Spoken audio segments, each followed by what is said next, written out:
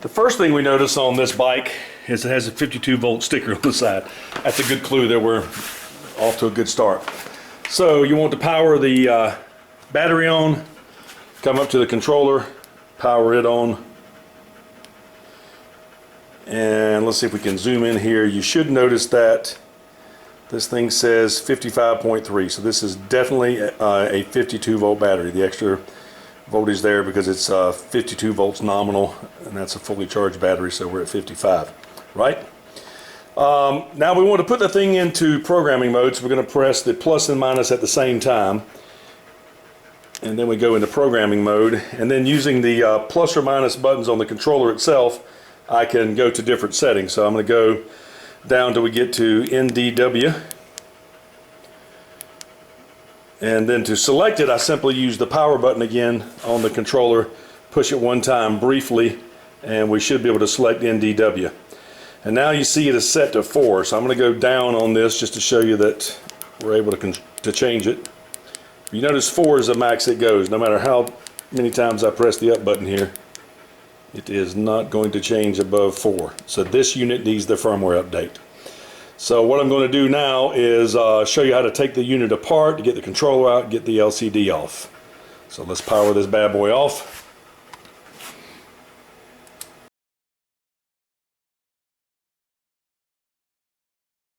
A small screwdriver. This has to come out as well. So let's take this out.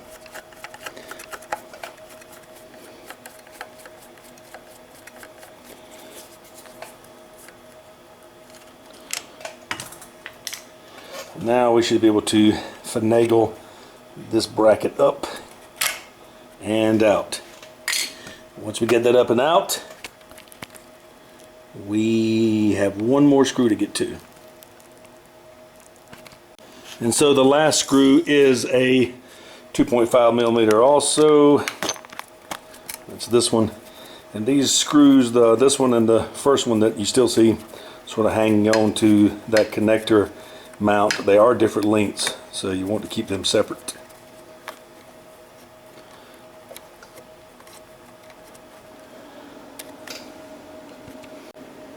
With that last screw out, this will slide out, and now we have the connector and the controller. So we want to remove this connector, and let's set this aside, and let's work next on the controller, getting it out. Okay, at this point, with this loose and this cable loose, what we want to do is sort of pull this piece of rubber strip right here loose, just enough that we can get this cable easily in and out of the frame. So we're taking this cable, making sure that we can get it easily in and out of the frame by sliding that rubber to the side. Once we do that, we should be able to come back over here to this connector. I can get this zoom out, and we should be able to pull gently, and that controller should come loose.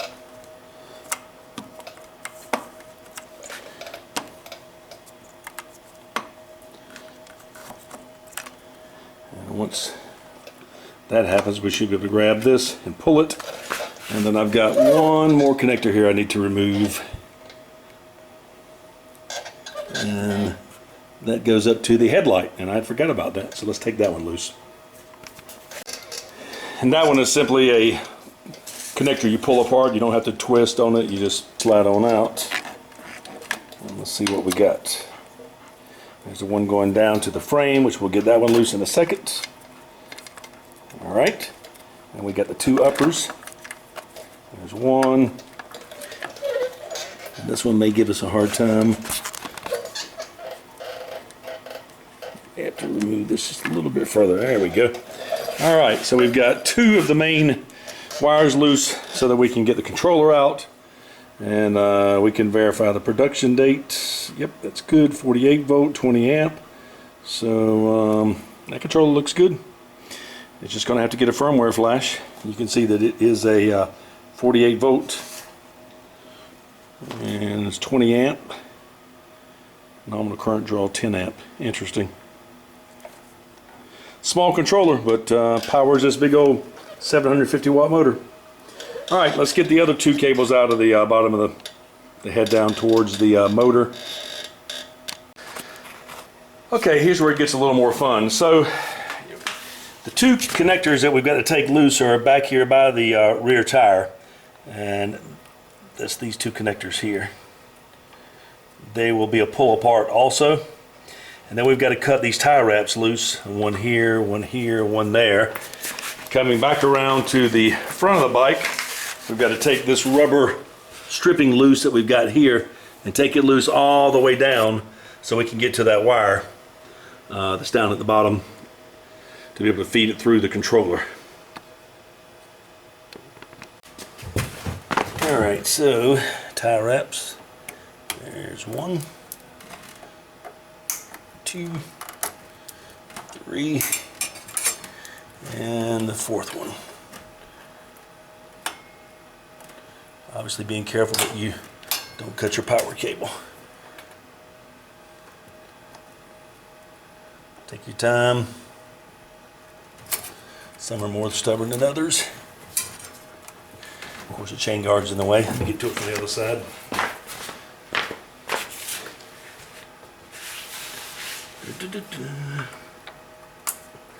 All right.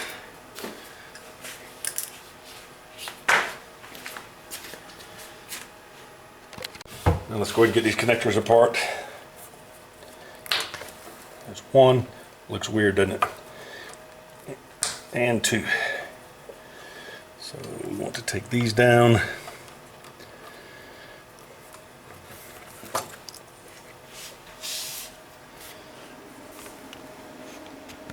Alright, so sort of under the bike now, you can see these cables are laying loose. Sort of a fat one and a skinny one. Same thing that's up here, and these are the ones that we want to pull up. And so when I pull in the controller, you can see these move. And the easiest way to get this is going to be to pull this rubber stripping loose so that we can get those wires out easily. So we simply just peel this back. You see it comes off in little sections, sort of like T-channel.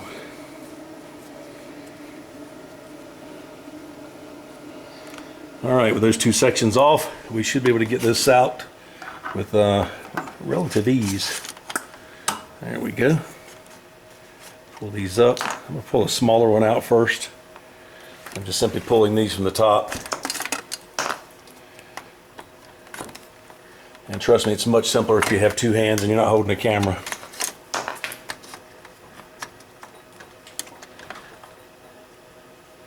Let me get this out of the way. Alright, that is it. That is all there is to it for the controller. We got it out and we will ship it off to the factory. Next thing we have to do is take off the LCD display, and I'll show you how to do that. As you see, just a massive bunch of wires here in my screwdriver. And the final thing we want to do is get the LCD display off. There are two 1.5 millimeter screws on the bottom. One located here and one on the other side. You just want to stick your 1.5 millimeter impact wrench in there, or impact wrench, 1.5 millimeter Allen, and turn that, and it will loosen up. And you want to take it all the way out so we can get it completely off. And I'm going to put the camera down so I can actually use both hands on this. But there's one, and the other one's right under there. They're quite easy to find. Alright, with those two screws out, the bottom bracket comes off. Then you can simply lift the display off, and you are set. And now we will ship this off to the factory along with the controller, get the firmware update, and I'll show you how to reassemble it. So that's it, folks. I've got the little plastic pieces laying there. I'll pick those up and put them away until the part comes back from the factory. Then we'll stick the controller back in there, route the wires where they need to be, and put the LCD display back on. I'll make a separate video for all that, connect it back up, and we should be golden.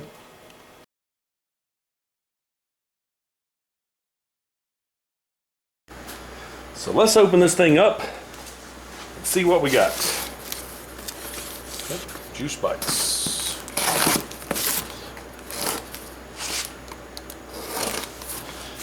Right.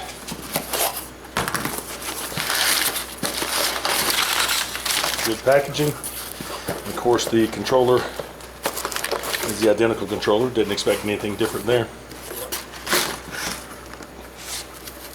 And the LCD packed up.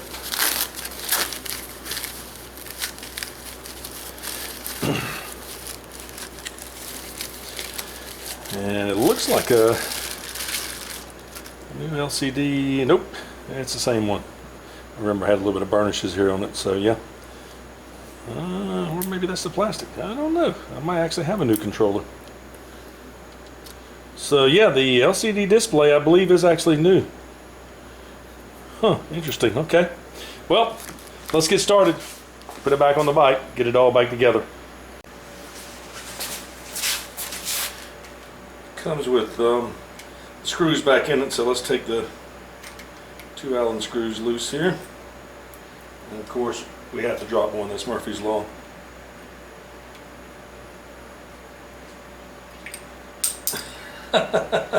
Make sure you drop both of them so you can be consistent. All right.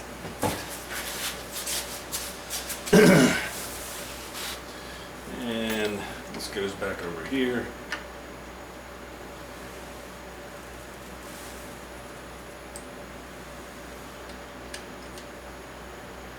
Simple matter of putting this clamp back on, screws back in it. This is where you wish you had an extra set of hands.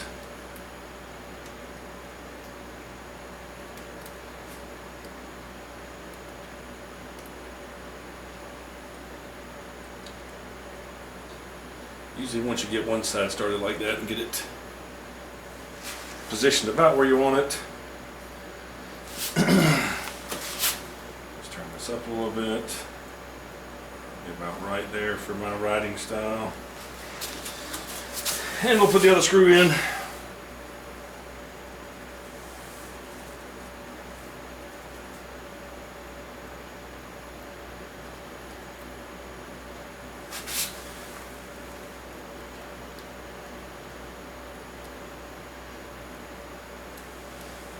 And that is it.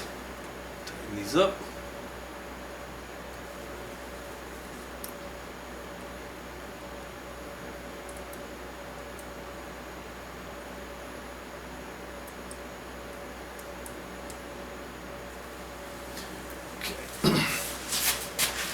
That looks right there. We'll snug it up one more time.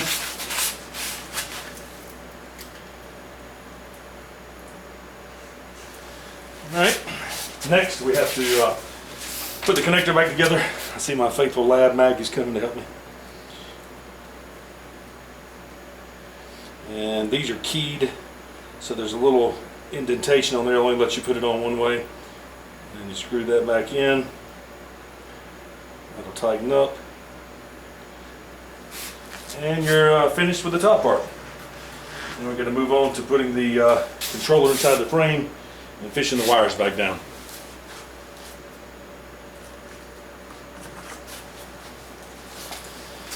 This is a little trickier, still very much doable.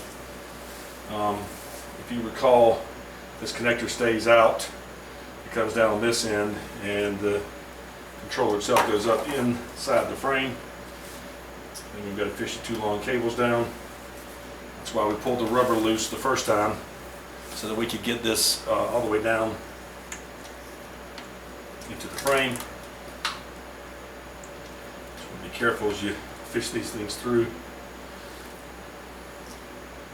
Try not to kink the wire. Alright, there's one. These are the 2 that go all the way down to the back rear axle. And then the 2 that go to the front.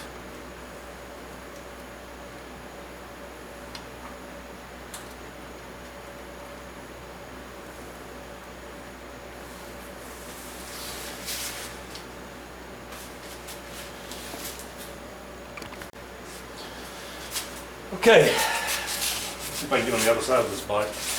Might make it easier to film this.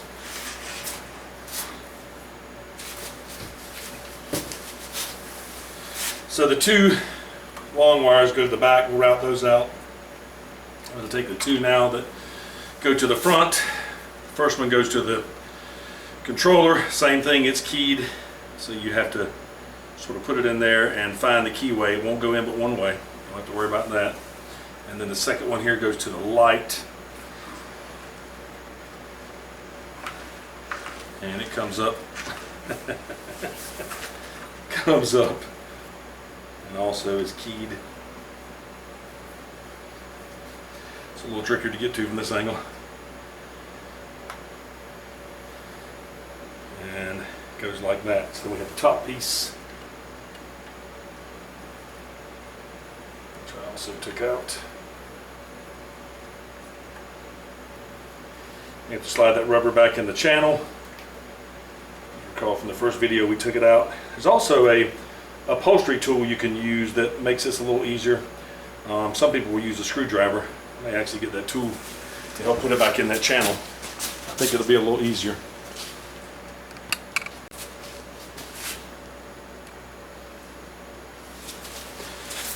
So the upholstery tool just allows me to get in there and put this in and keep it from distorting the rubber. So here we go.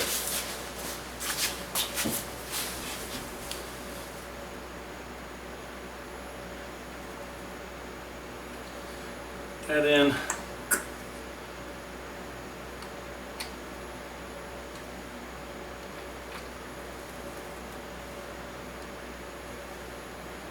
This allows me to push on it without worrying about destroying the rubber.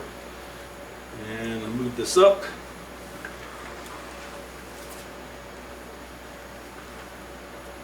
You don't want to go too far until you get it the way you want it, because it's hard to really adjust that rubber once you get it all the way in the whole length of this piece.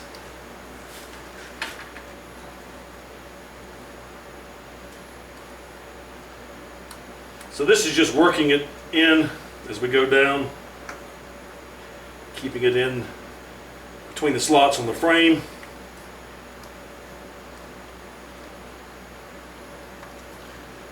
And there we go.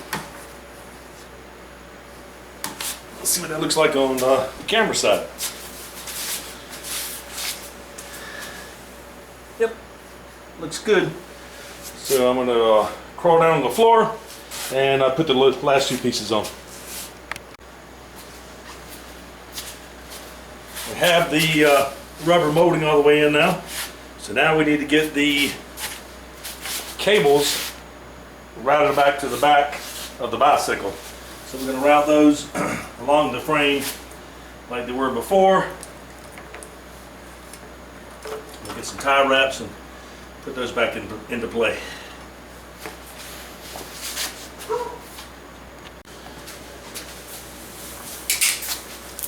We'll probably end up pushing some of this wire back up in, pulling back up there. Hey Maggie.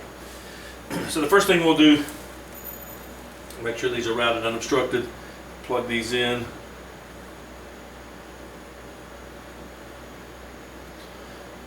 And this one's keyed. There's an arrow on either side of the connector so you get it in right. And then plug that in snug. Same thing for this cable.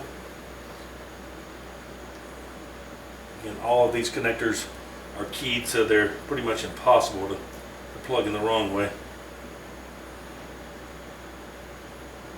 You just have to move it around till you find that little key. There we go. So now, I need to get on the floor here and cable tie these up.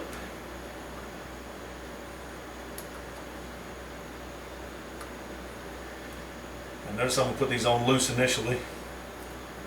Probably helps to get the cable tie in the right direction to begin with. What do you think? Yeah.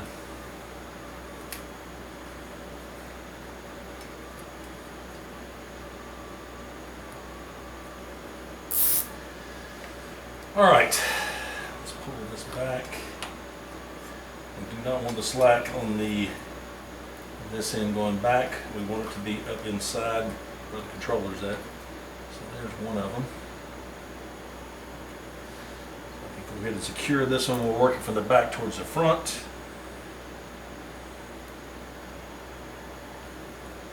Also, like the frame has got these little slots just for tie wraps to bundle your cables together. That looks good. That's a play there. That's good. A special little tie wrap gun here. This is made to cut the tie wraps off with. Put it on there. And the way this works, it just pulls the tie wrap tight and cuts it off.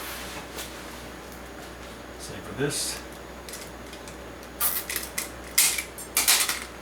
Okay, now we need to work backwards and get this cable back in under the bike into the chassis. Surprised this cable tie is loose. I think I'm actually going to redo this one. This is one that the factory had on. It is actually a little loose.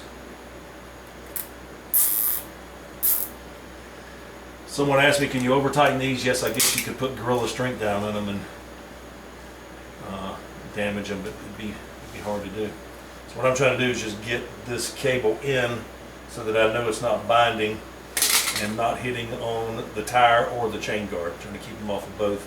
So I'm just sort of manipulating the tie wrap around a little bit to maneuver the cable over. And then I'm going to put another one down here by the chain guard on the cables themselves. Keep them together. And again, I'm working back from the back of the bike to the front.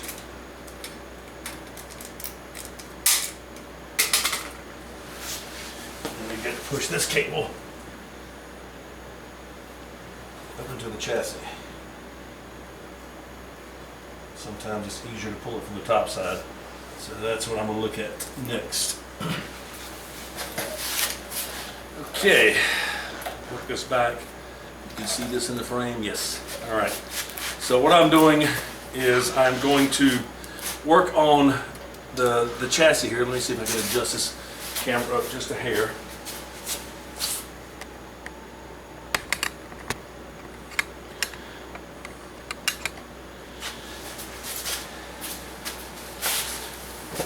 Now we're going to get these cables that are going down to the bottom pulled up in here so that we don't have all the slack down at the bottom. The battery goes in here, so if there's any slack, it needs to be stored up in this area. There's really not a lot of room to store it up in the chaseway where the cables run. And I've also heard of some people just storing it down here like this, where they just take it, clip it around. But I don't know that I really want to take that chance. I'm going to see if I can push these up. I may not have enough working room. I probably don't. Okay. Well, I'm going to have to do as others have suggested and tie this to this existing tie wraps. Just sort of bind this together at the bottom in a neat of manner as possible.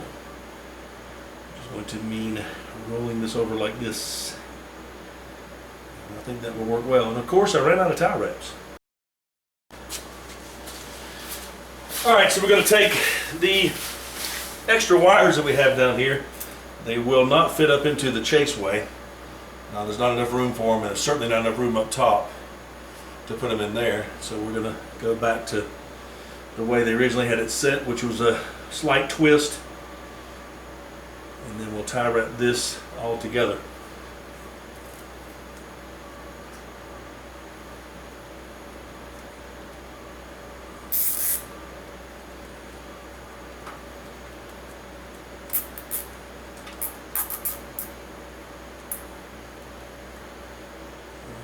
That, and then we'll tie these together.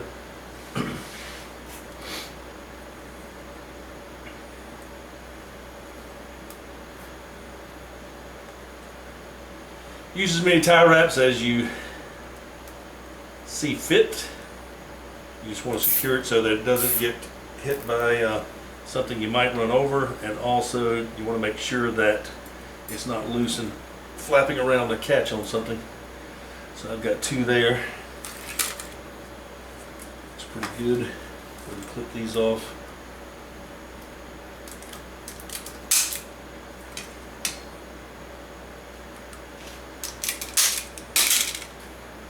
And got 1 slot left there for that one. Which I think I can reach it from here. Let's see.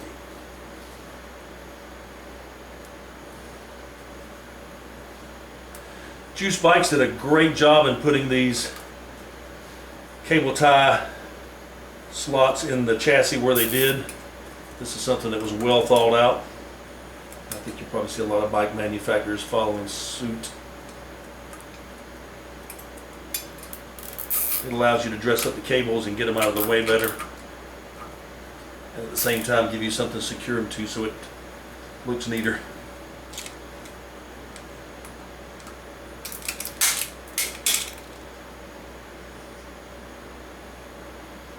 Okay. So for that. Now we're going to come around and check this side. Make sure that we are off that chain guard. And we are. It is following along the frame beautifully. Nothing in there that's going to hit. We're a good 1/4 inch away. So that should give us plenty of room for slack. Alright. Next we need to put the connector back in and put the battery in and test it out.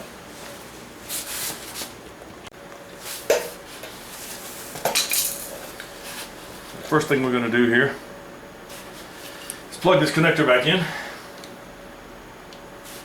Again, it's keyed, so it can only go one way.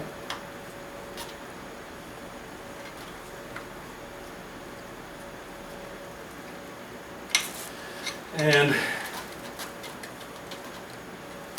they can be stubborn at times. We'll put this back in.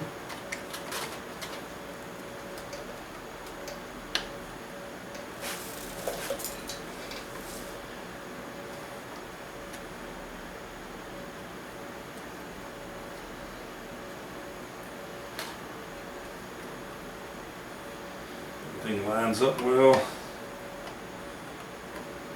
Should make contact. There we go.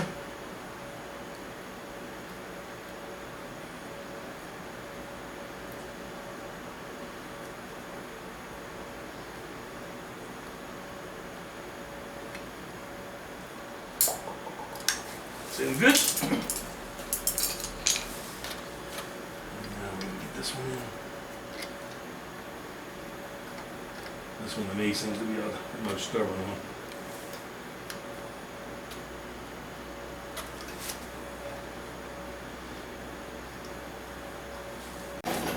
Okay, we got the screws back in. Now we're ready for the final testing. Let's put the battery in.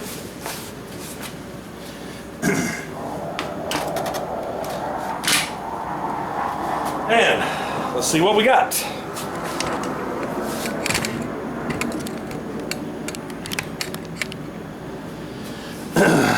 Hopefully you'll be able to. Alright, we will turn the battery on.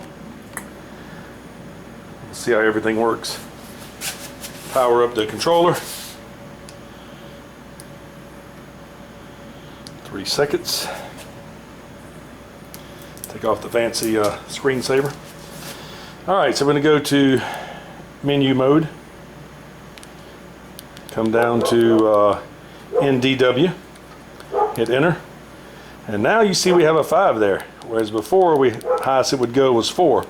So now we can go 1, 2, 3. The lab is determined to tell me what's going on. So before, if you recall, we could only go to 4 on NDW. Now you see we have a 5th mode, which is race mode. So now with the race mode on, we should be able to power this bad boy on.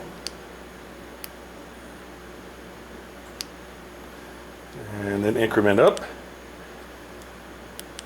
You see there's an R for race mode. So we've got Eco. This is nothing. Eco. It says 1, 2, 3, sport mode, and now race mode. So we got to try this bad boy out. Okay guys, that's it. The whole process from beginning to end took about 30 minutes.